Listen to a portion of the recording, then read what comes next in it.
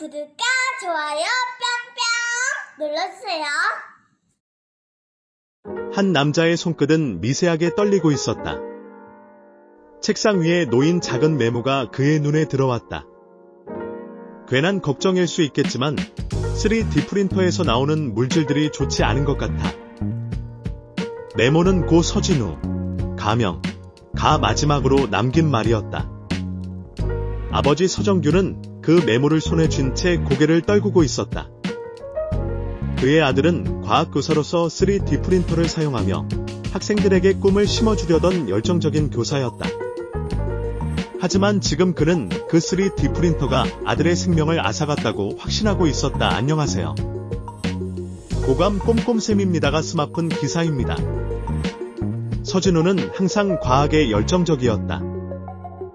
그는 학교에서 과학 영재부를 운영하며 학생들에게 첨단 기술을 접하게 하고 싶어 했다. 2013년, 서진우는 처음으로 3D 프린터를 구입했다. 2대의 3D 프린터는 그의 손에서 마법처럼 다양한 형태의 입체, 조형물로 변해갔다.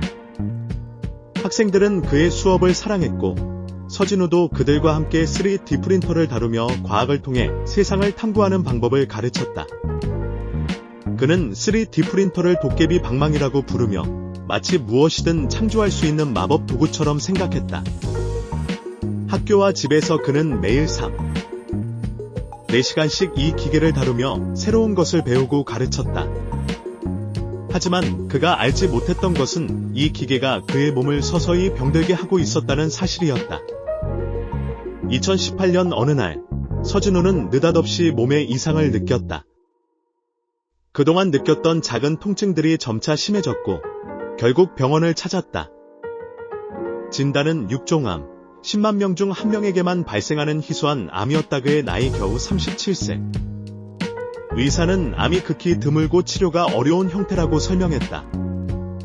서진우는 충격에 빠졌다. 어떻게 이런 암이 생길 수 있을까?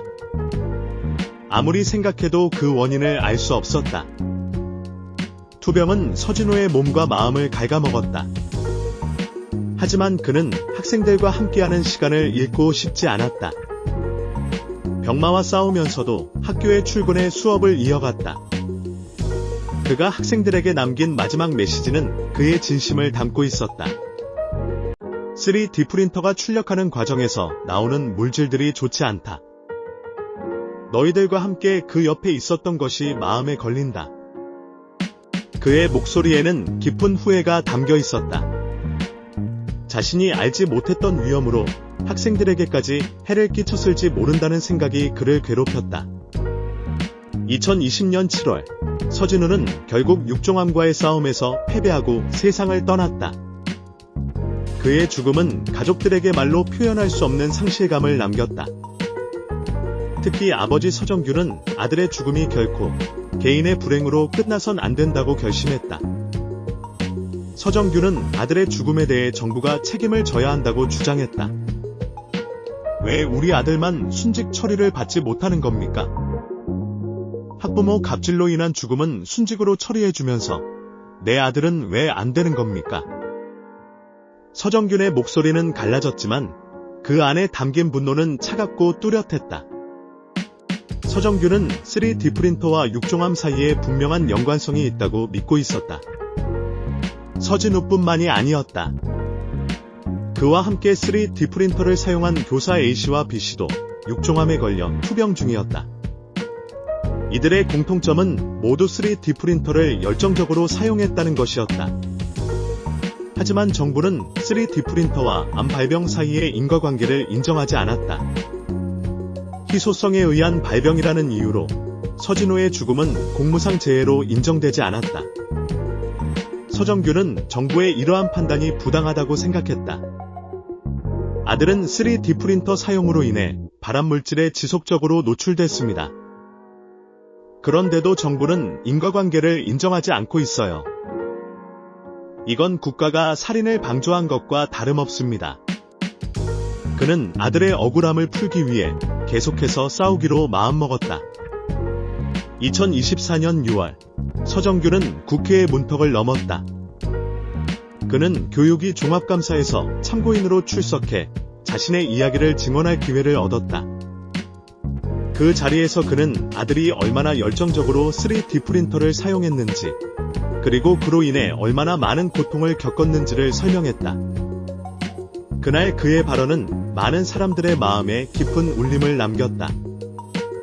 서정규는 국회에서 아들의 죽음을 둘러싼 부당함을 외쳤다. 그는 3D 프린터의 위험성을 알리지 않고 보급한 정부의 무책임을 지적하며 아들의 죽음을 순직으로 인정해줄 것을 촉구했다. 아들은 국가를 위해, 학생들을 위해 일하다가 죽었습니다. 그런데 왜 국가가 아들의 죽음을 인정하지 않는 겁니까? 서진우가 사망한 직후 정부는 급하게 안전대책을 마련하기 시작했다.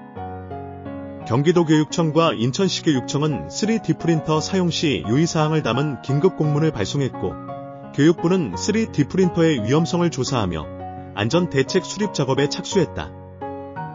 하지만 이 모든 조치는 서진우가 세상을 떠난 후 이루어진 일이었다. 왜 미리 대책을 세우지 않았던 겁니까? 왜 아들이 죽고 나서야 이런 조치를 취하는 겁니까? 서정균의 외침은 정부의 무책임함을 적나라하게 드러냈다. 서진우의 죽음은 단순한 개인의 비극이 아니었다. 그의 죽음은 3D 프린터의 위험성을 경고하는 신호탄이 되었고, 많은 교사들과 학생들에게 경각심을 불러일으켰다. 서정균은 아들의 억울함을 풀기 위해 계속해서 싸우고 있었다. 그는 정부가 3D 프린터와 관련된 업무상 재해를 인정하고 아들의 죽음을 순직으로 처리해줄 때까지 멈추지 않겠다고 다짐했다. 2024년 6월, 그는 다시 한번 법의 문을 두드렸다. 서정균은 인사혁신처를 상대로 소송을 제기하며 아들의 순직 인정을 요구했다. 그리고 그는 그 과정에서 많은 사람들의 지지를 받았다. 국회의원 김용태는 서진우의 사건을 대법원의 판례와 비교하며 희귀 질환의 인과관계를 쉽게 부정해선 안 된다는 입장을 밝혔다. 서정규는 이 싸움이 자신만의 것이 아니라고 생각했다. 이건 나와 내 아들만의 문제가 아닙니다. 앞으로도 수많은 교사와 학생들이 3D 프린터 같은 신기술을 접할 겁니다. 그들이 안전하게 일할 수 있는 환경을 만들어야 합니다. 그의 목소리에는 무거운 책임감이 묻어났다. 서진우의 죽음은 교육 현장에 중요한 교훈을 남겼다. 과학과 기술의 발전이 교육에 새로운 가능성을 열어주지만 그에 따른 위험 역시 무시할 수 없다는 것이다. 정부는 서진우의 죽음을 반면교사로 삼아 앞으로의 교육 환경에서 안전을 우선시해야 한다는 점을 절감해야 했다. 서정규는 여전히 싸움을 멈추지 않고 있었다. 아들의 죽음을 헛되지 않게 하기 위해, 그리고 다른 사람들이 같은 고통을 겪지 않도록 하기 위해 그는 끝까지 나아가고 있었다. 가슴 아픈 기사였습니다. 항상 정신건강 바짝바짝 챙기십시오.